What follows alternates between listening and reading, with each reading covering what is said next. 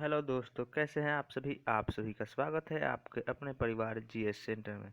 चलिए आज हम लोग जो हैं बिहार दरोगा के लिए मराठा साम्राज्य से संबंधित कुछ महत्वपूर्ण प्रश्न को देखेंगे जो आपके एग्जाम के लिए काफ़ी काफ़ी महत्वपूर्ण है। ठीक, चलिए शुरू करते हैं। आज का जो पहला प्रश्न है अपना, मराठा साम्राज्य से संबंधित कुछ प्रश्न है। तो पहला प्रश्न क्या है, पहला प्रश्न देख लेते हैं। पहला प्रश्न जो आपको दिया गया है कि मराठों के उत्कर्ष का जो है निम्न में से कौन सा कारण सही है। यहाँ पे आपको दिया गया है कि मराठों का जो है उत्कर्ष में जो है यहाँ पे कौन सा कारण जो है सही है। ऑप्शन दिया गया है धार्मिक चेतना, भौगोलिक सुरक्षा, राजनीतिक जागृति एवं उच्च नेतृत्व शक्ति। ठीक, आप सभी लोग जो है दोस्तों, इसका जो सही आंसर होगा ऑप्शन नंबर ई, यानी कि इनमें से सभी। ठीक, क्या होगा, इनमें से सभी। मराठा साम्राज्य के उत्कर्ष में जो है कौन सा, तो धार्मिक चेतना। ठीक, क्या है, धार्मिक चेतना, भौगोलिक सुरक्षा, राजनीतिक जागृति एवं उच्च नेतृत्व शक्ति, ये सभी सम्मिलित थे। ठीक, याद रखिएगा, ये एग्जाम के दृष्टिकोण से काफ़ी महत्वपूर्ण प्रश्न है। ठीक, आप लोग इस वीडियो को जो है अपने दोस्तों में ज़्यादा से ज़्यादा शेयर कीजिएगा। जो दोस्त जो है बिहार एसआई की तैयारी कर रहे हैं उनके लिए काफ़ी महत्वपूर्ण प्रश्न है। बिहार एसआई मेंस यानी कि दोनों के लिए ये काफ़ी महत्वपूर्ण है। ठीक, चलिए देखते हैं अगला प्रश्न। अगला प्रश्न जो है कि शिवाजी ने जो है मुगलों को किस युद्ध में हराया था। शिवाजी जो है मुगल को किस युद्ध में हराए थे। तो यहाँ पे आपको ऑप्शन दिया गया है पुरंदर, रायगढ़, सलहार एवं शिवनेर। ठीक, तो दोस्तों इसका सही आंसर जो होगा आपका ऑप्शन नंबर सी, किस युद्ध में जो है, तो शिवाजी ने मुगलों को जो है सलहर के युद्ध में, किस युद्ध में हराए थे, तो सलहर के युद्ध में। याद रखिएगा दोस्तों, शिवाजी की जो है जन्म 1627 में, कब, शिवाजी का जो है जो जन्म हुआ था 1627 में सिवनेर की दुर्ग में। क्या है, ये सिवनेर दुर्ग में शिवाजी का जन्म हुआ था। और उनकी जो है राजधानी थी कहाँ, रायगढ़। कहाँ राजधानी थी, तो रायगढ़। ठीक, 1659 में जो है सलहर के युद्ध में शिवाजी ने मुगलों को हराया था और उनका जन्म 1627 में सिवनेर के दुर्ग में हुआ था। तथा शिवाजी ने जो है उनकी राज्याभिषेक 1674, उनका राज्याभिषेक कब हुआ था, तो 1674 में। दोस्तों याद रखिएगा, ठीक, उनका राज्याभिषेक 1674 में हुआ था और उन्हें उस समय छत्रपति की उपाधि उसी समय दी गई थी, कब, 1674 में। ठीक, और उनकी जो है मृत्यु 1680 में कब हुई थी, तो 1680 में उनकी मृत्यु हुई थी। कहाँ, तो और कितने वर्ष की आयु में, तो 53 वर्ष की आयु में। ठीक, यानी कि 1627 में जन्म और 1680 में मृत्यु, यानी कि 53 वर्ष की अवस्था में उनकी मृत्यु हुई थी। ठीक, अगले प्रश्न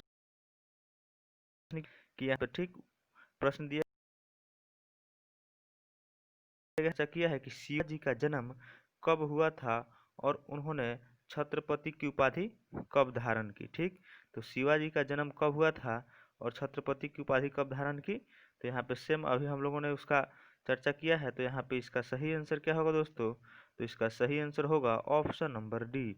शिवाजी का जन्म जो है 1627 एवं उन्होंने छत्रपति की उपाधि 1674 में धारण की थी। ठीक, अगले प्रश्न की ओर चलते हैं। अगला प्रश्न है कि वह कौन सा सेना नायक था जो बीजापुर के सुल्तान ने जिसे 1659 में शिवाजी को हराने के लिए भेजा था। किसके लिए, तो शिवाजी को जो है दबाने के लिए भेजा था। तो दोस्तों आपके पास ऑप्शन दिया गया है इनायत खान, अफजल खान, शाइस्ता खान और सैयद बंदा। ठीक, उम्मीद करते हैं दोस्त आप लोग इसका सही आंसर जरूर टिक किए होंगे। इसका सही आंसर जो होगा ऑप्शन नंबर बी, क्या होगा, अफजल खान। ठीक, बीजापुर के सुल्तान जो है 1659 में, कब, 1659 में अफजल खान नामक एक अनुभवी अपने विश्वस्त सेना नायक को जो है शिवाजी की महत्वाकांक्षाओं पर अंकुश लगाने के लिए भेजा था, किंतु शिवाजी ने जो है कूटनीतिक से उसका वध कर दिया। ठीक, तो किसका, तो अफजल खान को। ठीक, याद रखिएगा बीजापुर का सुल्तान कहे तो अफजल खान, ठीक याद रखिएगा। और शाइस्ता खान जो है यह क्या है, तो शाइस्ता खान को जो है औरंगजेब ने भेजा था। किसने, तो औरंगजेब ने, याद रखिएगा। चलिए देखते हैं अगला प्रश्न। अगला प्रश्न जो है कि शिवाजी ने जो है मुगलों से कैद के भागने के समय कौन से नगर में यानी कि कैद थे, ठीक, गए थे नहीं, यहाँ पे किस नगर में कैद थे होगा, ठीक दोस्तों। ऑप्शन दिया गया है ग्वालियर नगर में, आगरा में, दिल्ली में और कानपुर में, ठीक। तो उम्मीद करते हैं आप लोग इसका सही आंसर जरूर चूज किए होंगे, ठीक। तो दोस्तों इसका जो सही आंसर होगा ऑप्शन नंबर बी, क्या होगा, आगरा में, ठीक। शिवाजी को जो है आगरा के जयपुर भवन में कैद करके रखा गया था। शिवाजी को औरंगजेब ने कब, 1666 में, कब कैद किया था, तो 1666 में जो है उनको कैद किया था, लेकिन वह तुरंत ही वहां से भाग निकले, ठीक, और फिर अपनी सत्ता संभाली। 1665 ईस्वी में जो है पुरंदर की संधि हुई थी शिवाजी और जय सिंह के बीच। उसी के तहत जो है इन्होंने औरंगजेब के दरबार में यानी उपस्थित होने हुए थे, ठीक, और इन्हें जो है धोखे से बंदी बना लिया गया था, ठीक। अगला प्रश्न देखते हैं। अगला प्रश्न जो है कि शिवाजी की राजधानी जो है कहाँ थी, ठीक। अभी हाल में, अब हम लोग पिछले प्रश्न में ही चर्चा किए थे कि शिवाजी की राजधानी कहाँ थी। तो इसका जो दोस्तों सही आंसर होगा ऑप्शन नंबर ए, कहाँ थी शिवाजी की राजधानी,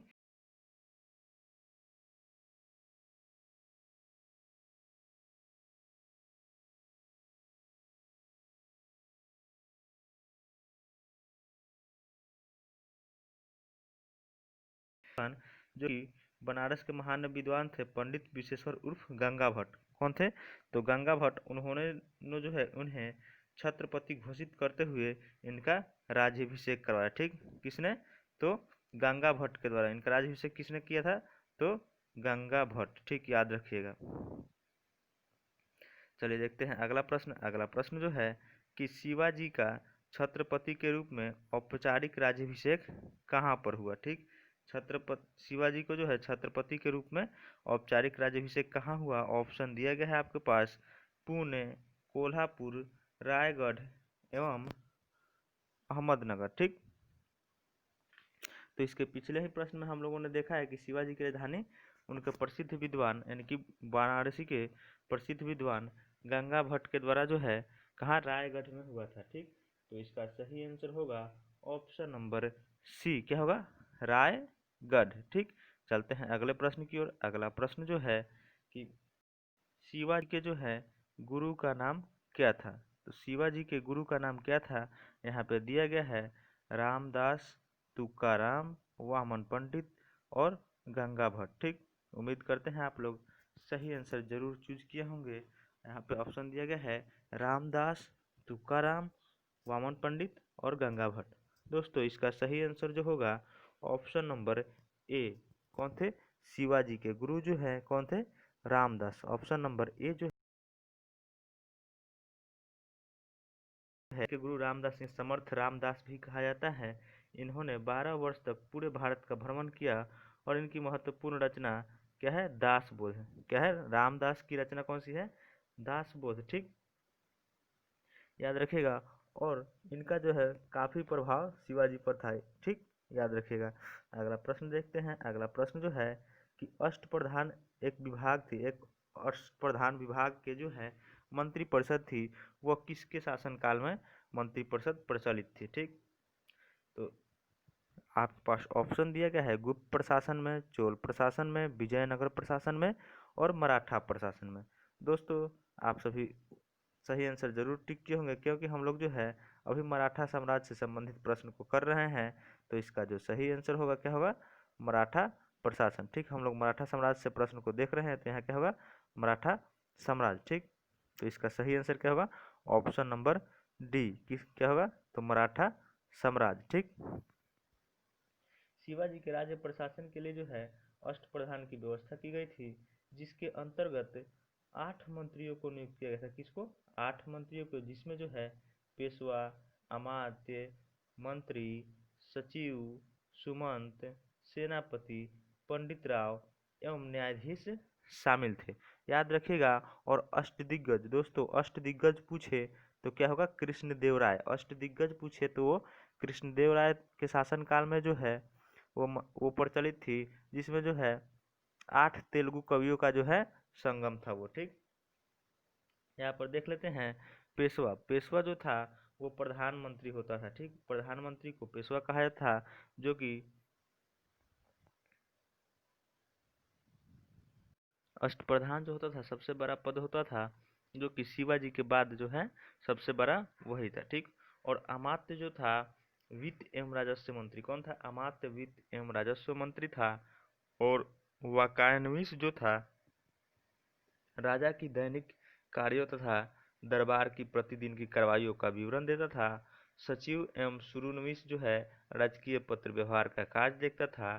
सुमंत या दबीर कहते हैं जिसे विदेश मंत्री का कहता था, तो विदेश मंत्री था, ठीक। और सर ए नौबात या सेनापति, सेनापति जो कि सेना का देख रेख करता था, या जैसे सेना की भर्ती, संगठन, राशद आदि का प्रबंध करता था, कौन, सर ए नौबात। पंडित राव जो थे विद्वानों और धार्मिक कार्यों के लिए अनुदान का दायित्व वो निभाते थे। और न्यायाधीश यानी कि मुख्य न्यायाधीश वो न्याय का कार्य करते थे, ठीक। अगले प्रश्न की ओर चलते हैं। अगला प्रश्न जो है कि शिवाजी जो है अष्टप्रधान के, शिवाजी के अष्टप्रधान में निम्नलिखित अधिकारी थे। तो यहाँ पे आपके पास प्रश्न दिया गया है, कौन थे, यहाँ पे आपको दिया गया है मजुमदार, ठीक।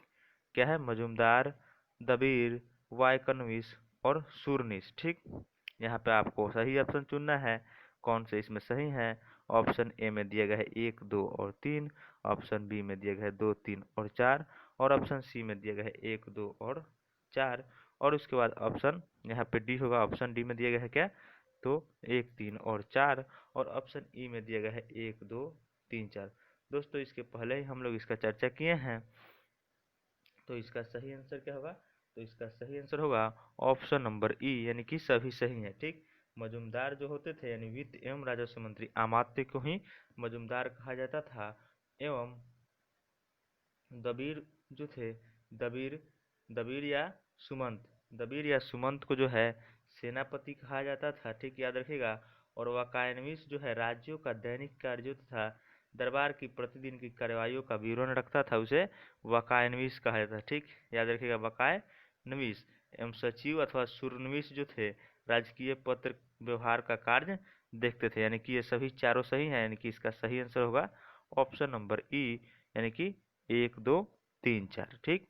अगला प्रश्न देखते हैं। अगला अगला प्रश्न जो है कि शिवाजी के समय जो है सरनौबत का पद क्या था।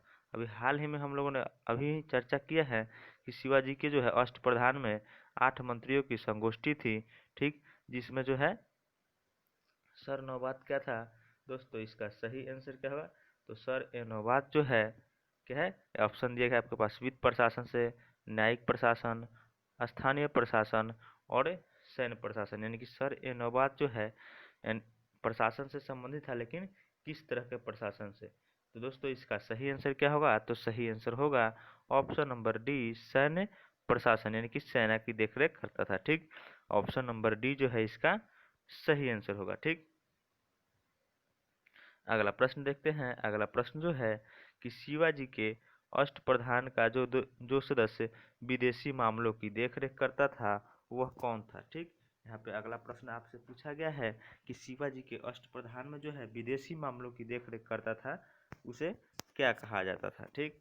तो दोस्तों इसका सही आंसर होगा ऑप्शन नंबर क्या होगा, डी, ठीक। क्या होगा, ऑप्शन नंबर डी, यानी सुमंत। सुमंत जो है क्या है, विदेशी मामलों की देखरेख करता था।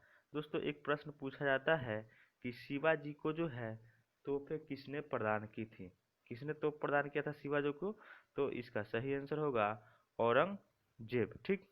कौन था, तो औरंगजेब ने जो है शिवाजी को तोहफे प्रदान की थी, याद रखिएगा, ठीक। अगला प्रश्न की ओर चलते हैं। अगला प्रश्न जो है कि शिवाजी के शासनकाल में जो है विदेश मंत्री को क्या कहा जाता था, ठीक। अभी इसके पहले जो है हम लोगों ने पेशवा के जो है अष्टप्रधान के सभी मंत्रियों को जो है पिछले कुछ समय पहले हम लोगों ने चर्चा किया है। तो शिवाजी के शासनकाल में जो है विदेश मंत्री को क्या कहा जाता था, सुमंत, अमात्य, सरनौबत या सचिव, ठीक। दोस्तों तो आप लोग इसका सही आंसर जरूर चूज करे किए होंगे। तो इसका सही आंसर क्या होगा? सुमंत। क्या होगा? शिवाजी होगा ऑप्शन नंबर ए। अगला प्रश्न देखते हैं। अगला प्रश्न जो है कि अष्टप्रधान में जो है मंत्री परिषद जो है किसके राज्य प्रबंध में सहायता करता था? तो अष्टप्रधान किसके राज्य प्रबंध में सहायता करती थी? आपके पास ऑप्शन दिया गया है हर्षवर्धन, समुद्रगुप्त, शिवाजी एवं यशोवर्मन। दोस्तों इसका सही आंसर क्या होगा? तो 15 का जो सही आंसर होगा ऑप्शन नंबर सी। क्या था? तो शिवाजी के शासनकाल में अष्टप्रधान था। ठीक, किसका शासनकाल में? तो शिवाजी के शासनकाल में अष्टप्रधान थे, यानी कि 8 मंत्री थे। ठीक, और हर्षवर्धन जो है ये किस वंश से संबंधित था? तो ये वर्धन वंश। ठीक, ये पश्चिमी भारत से संबंधित है। समुद्रगुप्त जो है किस वंश से? गुप्त वंश। समुद्रगुप्त को जो है भारत का नेपोलियन भी दोस्तों कहते हैं। क्या कहते हैं? भारत का नेपोलियन समुद्रगुप्त को कहते हैं, और यह गुप्त वंश से संबंधित है। ठीक, अगला प्रश्न देखते हैं। अगला प्रश्न जो है कि शिवाजी के बाद जो है मराठा शासन को निम्न में से किसने सरल और कारगर बनाया? ठीक, मराठा साम्राज्य शिवाजी के बाद जो है मराठा शासन को किसने सरल और कारगर बनाया? ऑप्शन दिया गया है राजा राम, बालाजी विश्वनाथ, गंगाबाई एवं नानाजी देशमुख। उम्मीद करते हैं आप लोग इसका सही आंसर जरूर चूज किए होंगे। तो इसका दोस्तों सही आंसर होगा ऑप्शन नंबर बी। शिवाजी के बाद जो है मराठा साम्राज्य को जो है किसने सरल और कारगर बनाया? तो बालाजी विश्वनाथ। ठीक, संभाजी के बाद जो है मराठा शासन को पेशवा बालाजी विश्वनाथ ने सरल एवं कारगर बनाया था। मराठा छत्रपति साहू ने बालाजी को पेशवा के पद को जो है पर नियुक्त किया था। किसने? तो मराठा छत्रपति साहू ने जो है बालाजी विश्वनाथ को पेशवा के पद पर नियुक्त किया था नवंबर 1713 में। कब? नवंबर 1713 में। केवल बालाजी तथा उसके परिवार के लिए जो है नहीं अपूर्ति, यह संपूर्ण मराठा जाति के महत्वपूर्ण उत्थान था। ठीक, अगला प्रश्न देखते हैं। अगला प्रश्न जो है कि आपसे एक प्रश्न पूछा गया है, किसके समय में जो है मराठा नाचीज हो गया और वे पेशवा जो है वास्तविक शासक? ठीक, किसके शासनकाल में जो है मराठा की शक्ति समाप्त हो गई और पेशवा जो है वास्तविक शासक बन गए? आपके पास ऑप्शन दिया गया है बालाजी बाजीराव। ठीक, और उसके बाद क्या है? बालाजी बाजीराव, बाजीराव प्रथम और बालाजी विश्वनाथ और माधवराव प्रथम। दोस्तों इसका सही आंसर जरूर टिक कीजिएगा। दोस्तों आप लोग जो है इसका जो है कमेंट बॉक्स में जरूर बताइएगा कि आप कितना आपका मार्क्स आ रहा है, और कमेंट्स में जरूर बताइएगा इसके बाद जो है किस टॉपिक का जो है वीडियो बनाया जाए। ठीक, अगला इसका जो सही आंसर दोस्तों होगा ऑप्शन नंबर सी। क्या होगा? बालाजी बाजीराव। बालाजी बाजीराव शासनकाल में जो है मराठा राजा नाचीज हो गए और पेशवा क्या हो गए? पेशवा वास्तविक संस्थापक। इसका सही आंसर क्या होगा? तो Balaji Bajirao. Option number A जो है इसका सही आंसर होगा। अगला प्रश्न देखते हैं। अगला प्रश्न जो है कि औरंगजेब की मृत्यु के समय मराठा नेतृत्व जो है किसके हाथों में थी? तो औरंगजेब की मृत्यु के समय जो है मराठा साम्राज्य का नेतृत्व किसके हाथों में थी? दोस्तों इसका सही आंसर होगा ऑप्शन नंबर ए। कौन थी? तो इसका नेतृत्व जो है ताराबाई के हाथ में। ठीक, राजा राम जो है 1689 से लेकर राजा राम यहाँ पे 1689 से लेकर 1700 ईस्वी तक मराठा शासक थे। ठीक, और इनकी मृत्यु के बाद जो है राजा राम की मृत्यु के बाद उनकी विधवा पत्नी कौन थी? ताराबाई। राजा राम की मृत्यु के बाद उनकी पत्नी ताराबाई अपने 4 वर्षीय पुत्र यानी शिवाजी द्वितीय, कौन था? शिवाजी द्वितीय के नाम से जो है उसे गद्दी पर बैठाया और मुगलों से स्वतंत्रता संघर्ष जारी रखा, और औरंगजेब के मृत्यु समय तक जो है मराठा का नेतृत्व ताराबाई के हाथों में था। उसके बाद जो है ताराबाई और चलिए देखते हैं अगला प्रश्न। अगला प्रश्न जो है कि निम्नांकित मराठा देवियों में से 17वीं ईस्वी के आगे मुगल साम्राज्य के विरुद्ध संघर्ष का नेतृत्व किया वह कौन थी? अभी हम लोग इसका चर्चा किए हैं। ठीक, कौन थी? तो यहाँ पे फिर ऑप्शन दिया गया है आपको, अहिल्याबाई, मुक्ताबाई, ताराबाई, रुक्मिणीबाई। ठीक, तो दोस्तों इसका सही आंसर क्या होगा? तो इसका सही आंसर जो होगा ऑप्शन नंबर सी, कौन थी? ताराबाई। ठीक, राजा राम की मृत्यु के बाद उसका अल्पवयस्क जो पुत्र था कौन था? शिवाजी द्वितीय। शिवाजी द्वितीय जो शासक बना तथा राजा राम की पत्नी जो है ताराबाई उसकी संरक्षिका बनी। कौन? और उसका पुत्र जो है शासक बना और उसकी पत्नी जो है उसका संरक्षिका बनी। ताराबाई जो है एक तेजस्वी महिला थी, उसने मुगलों से संघर्ष जारी रखा एवं रायगढ़, सतारा, सिंहलगुट के किलों को जो है मुगलों से जीत लिया। ठीक, कौन कौन से किला? तो रायगढ़, सतारा, सिंहगढ़। ठीक, इन सभी किलों को जो है मुगलों से किसने? ताराबाई ने जीता था। ठीक, अगला प्रश्न देखते हैं कि सरजमी प्रथा किससे संबंधित थी? ठीक, यहाँ पे दिया गया है आपको सरजमी प्रथा किससे संबंधित थी? ठीक, यानी मराठा भू राजस्व, तालुकदारी प्रथा, कुतुबशाही प्रशासन और ऑप्शन डी दिए गए हैं इनमें से कोई नहीं। दोस्तों इसका सही आंसर होगा ऑप्शन नंबर ए, मराठा भू राजस्व। सरजमी प्रथा किससे संबंधित थी? तो मराठा भू राजस्व से। मराठा काल में जो है सरजमी प्रथा भू राजस्व प्रशासन के लिए संबंधित थी और इस काल में जो है मराठा जागीरदारों को सरजमी भूमि उनके निर्वहन के लिए प्रदान की जाती थी। किसके लिए?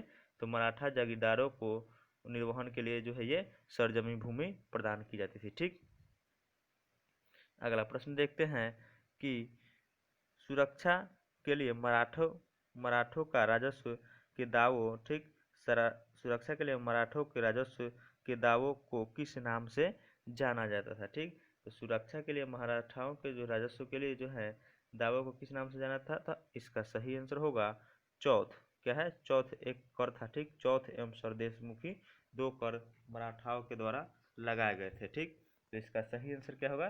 तो ऑप्शन नंबर बी होगा चौथ। चौथ उन प्रांतों से लिया जाता था जिन्हें मुगलई कहा जाता था तथा इस कर के बदले में जो है पड़ोसी राज्यों को मराठाओं के आक्रमण तथा लूटपाट से बचने के लिए आश्वासन प्राप्त हो जाता था। ठीक, यानी कि चौथ उनसे लिया जाता था जो मराठाओं के अंतर्गत नहीं आते थे। ठीक, उन पर जो है आक्रमण नहीं करने के लिए ये चौथ कर लिया जाता था। ठीक, अगला प्रश्न देखते हैं। अगला प्रश्न जो है कि किस इतिहासकार ने पानीपत की तीसरी लड़ाई को स्वयं देखा था? कौन सा जो है इतिहासकार जो है पानीपत की तीसरी लड़ाई को देखा था? आपके पास ऑप्शन दिया गया है, खफी खान, काशीराज पंडित, दत्ताजी पिंगले, हरचरण दास। उम्मीद करते हैं आप लोग सही आंसर जरूर टिक किए होंगे। इसका सही आंसर जो होगा ऑप्शन नंबर बी, क्या होगा? काशीराज पंडित। पानीपत की तीसरी लड़ाई जो है कब हुई थी? तो 1761 में। पानीपत की तीसरी लड़ाई 1761 में अहमद शाह अब्दाली एवं मराठाओं के बीच, जिसमें जो है मराठा पराजित हुए थे और अहमद शाह अब्दाली जो है ईरानी शासक था, जो कि अफगान शासक था, सॉरी, अहमद शाह अब्दाली जो है अफगान शासक था जिसने विजय प्राप्त की। ठीक, जिसमें मराठा जो है क्या हुआ? बुरी तरह पराजित हुए और इसमें जो है काशीराज पंडित इस युद्ध के प्रत्यक्ष दर्शी थे। उनके अनुसार पानीपत का तीसरा युद्ध जो है मराठों के लिए अति प्रलयंकारी साबित हुआ। इस युद्ध में मराठाओं की हार की सूचना पाकर बाजीराव को एक व्यापारी द्वारा कूट संदेश के रूप में पहुंचाई गई थी। ठीक, इसका सही आंसर क्या होगा? काशीराज पंडित। ठीक, अगला प्रश्न देखते हैं। अगला प्रश्न जो है कि पानीपत की तीसरी युद्ध में किसने मराठों को हराया था? अभी हम लोगों ने चर्चा किया किसने हराया था, तो इसका सही आंसर क्या होगा?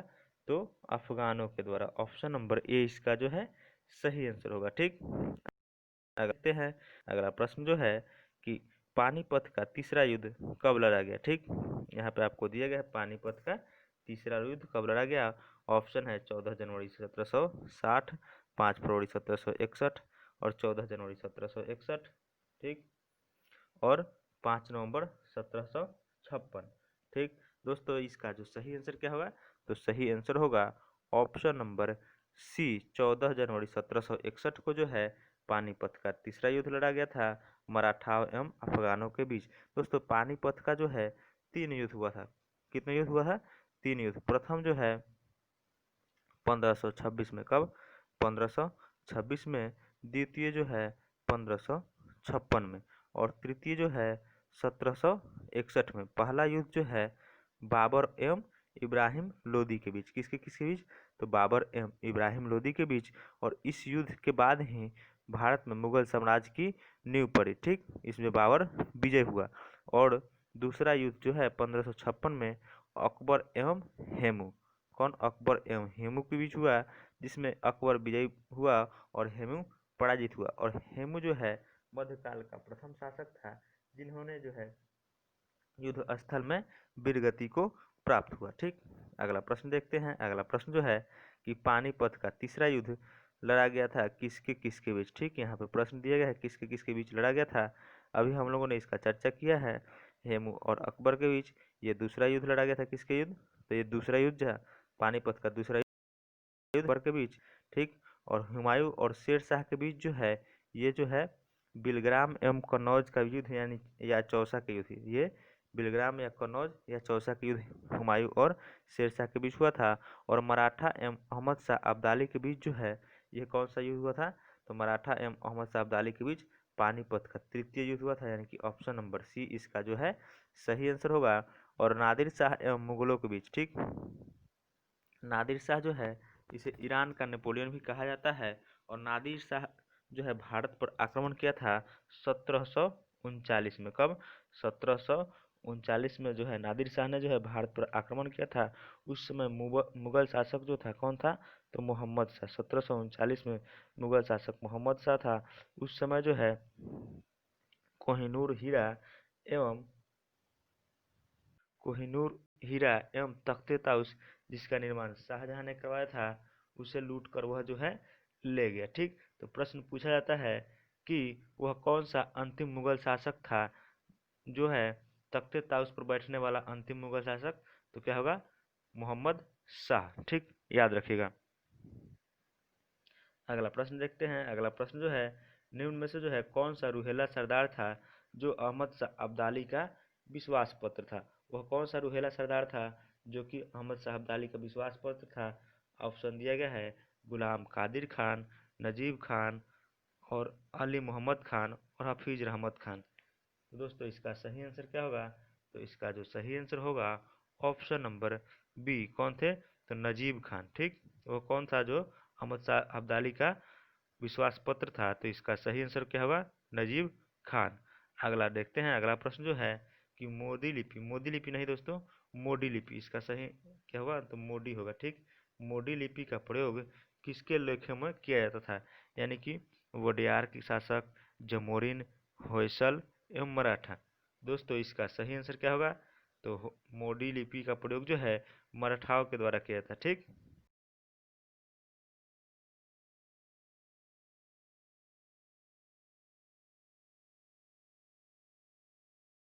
समय जो है वहाँ के शासक यानी कालीकट बंदरगाह पर जब पहुंचा तो उस समय वहाँ के शासक यानी कि जमोरिन ने जो है उनका भव्य स्वागत किया था। ठीक, दोस्तों यदि आपको वीडियो अच्छी लगी हो तो अपने दोस्तों में शेयर कीजिएगा।